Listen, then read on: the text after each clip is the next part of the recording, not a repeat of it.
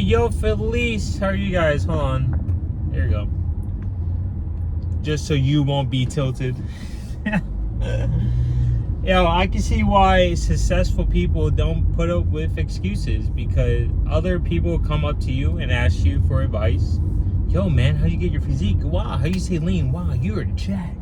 How you stay lean all year? And you tell them, look, nutrition, staying in a calorie deficit, and then instantly they just throw up excuses. Oh, but empanadas is so good. But I eat the same thing every day. Clearly, it's not working, is it? No? Okay.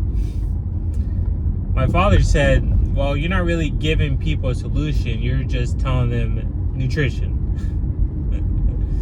Calorie deficit. Like, I said, okay. But games should mean sold for free to random people. That's the thought process. But in reality, it's because they can research themselves. You can research yourself. All of the books that talk about success and planning all have common themes. One of the common themes is planning research.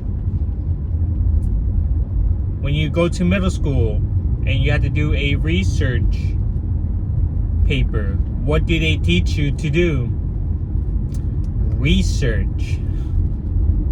High school, research. College, research. Wow. How to use the library, I don't even know. Dictionary? Not dictionary. Directory?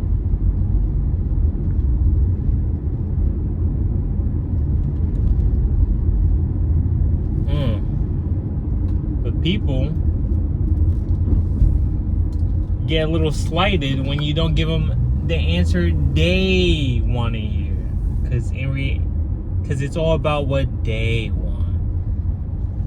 Same way how somebody who wants to be in shape has to see themselves being in shape. Maybe you need to go with a friend at first, and then you see yourself, then you go by yourself, right?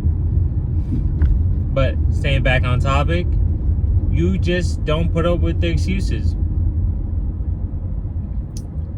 Yes, sometimes I'm a bit harsh. Sometimes other people are a bit harsh. And successful people might be a little blunt because they've been through it. Majority of them have been through it. They've been through the excuses. They probably made excuses. They don't like it. Maybe they have some resentment within themselves from an older version of themselves. Or they made it and they realized, yo, it wasn't even that bad. All it took was put in the work, consistency, and having a goal, an objective, and having a blueprint. Following God first. If they do, if they don't. But they still had that blueprint. And executing. That's it. They took action, executed. And they still fought their feelings. They still did all this. They just stopped with the excuses because it wasn't helping them. So when somebody asks somebody who's lean or someone who's more successful for a tip or a how-to, and you don't get the answer you want and you feel slighted, then don't get upset when that person just cuts you off right then and there, because at the end of the day, you are a stranger. You're a stranger to this person. I had a dude come up to me, ask me, hey man, you have such a great physique. How do you do it? I would tell him, look, nutrition, staying in calorie deficit. And we talked a little bit, but the moment I told him nutrition, which was really the first word, he just instantly wanted to leave the conversation.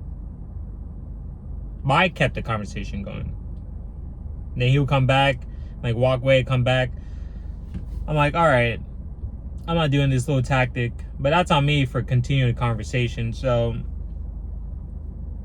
but through that, I was able to learn, like truly break it down, because there's more to that interaction than what it seemed, right? And through that, I learned, one, he eats the same thing over and over again.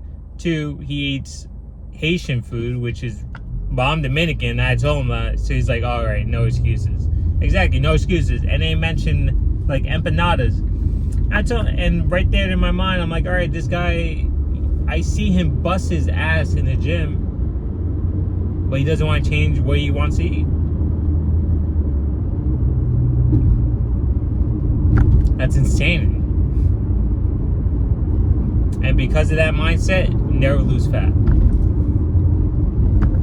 Simple as that. Because of that mindset, would never get the physique he actually wants. But now, that person's a little slighted because I don't even talk to him. I don't acknowledge, didn't acknowledge him before either. And now that person feels slighted, giving me little looks, trying to have this one-sided competition and beef. A girl looks at me, he's like, walks up to her and starts shooting his shot at her. And then like looks at me. It's like, dude, I gave you the recipe. The rest is on you. Point to you to the direction. That's what really a lot of successful people do. They don't really mentor. They'll just give you a direction. That is all. If they really like you, they'll take you under their wing and mentor you. But you have to prove yourself from their test, because they are going to be testing you. But going back, this person is slighted. They feel some type of way. They're a little jaded. And honestly, it comes down to ego and pride.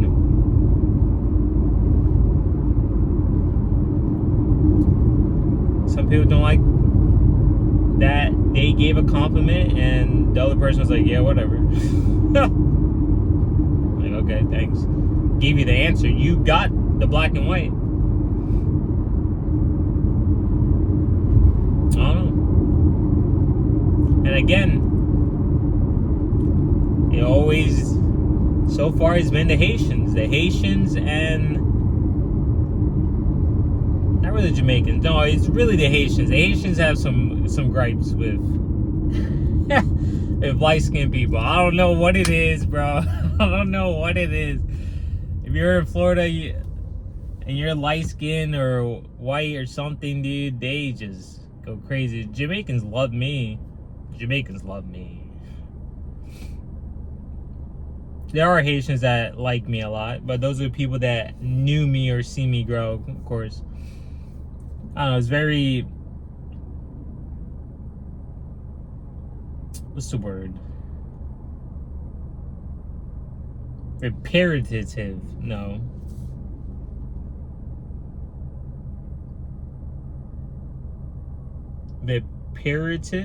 Repetitive.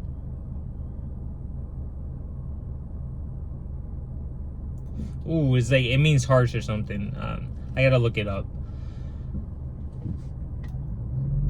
But to conceal this, but to go back again on topic, my mind is rambling right now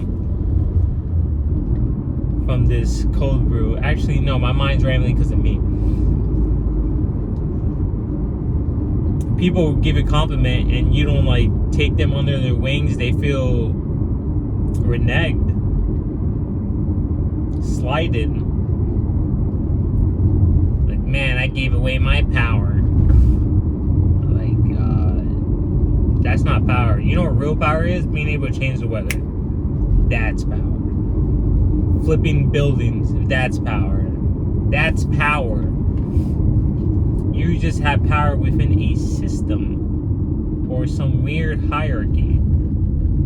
And because of that, you feel slighted because you gave away some non-existent hierarchy power. Ooh.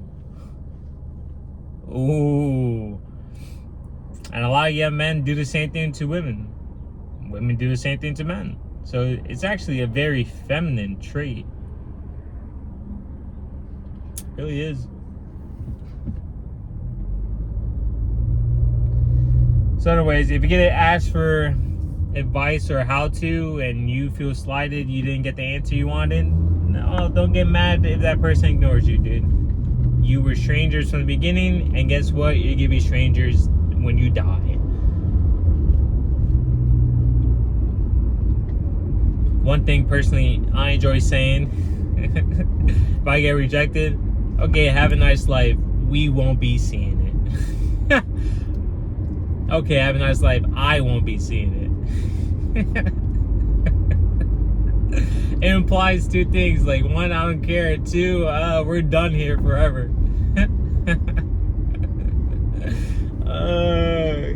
It's a good one.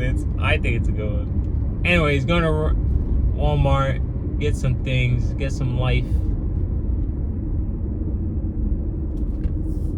Making me some protein ice cream chipwich tomorrow because the body fat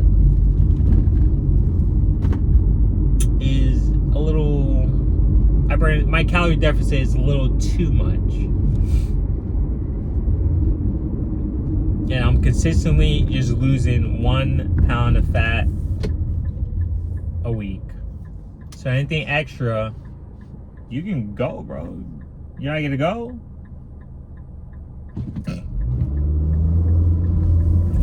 Anyways.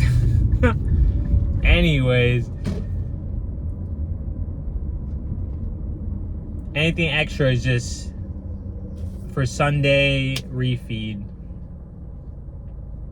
For example, so far I've lost 1.6 pounds of fat, and that's projected. That's including tomorrow, if I just stay consistent while adding the extra shit. So I have 0.6 grams of fat to play with, which is roughly like 1,500 calories extra, right? And that's good for my glycogen storage. That's good for my muscles. It's good for everything, dude. I need that shit. My body's screaming at my ass. I can tell you that. I can easily tell you that, bro. Alright, thank you for listening to my ramble. You guys have a phenomenal day.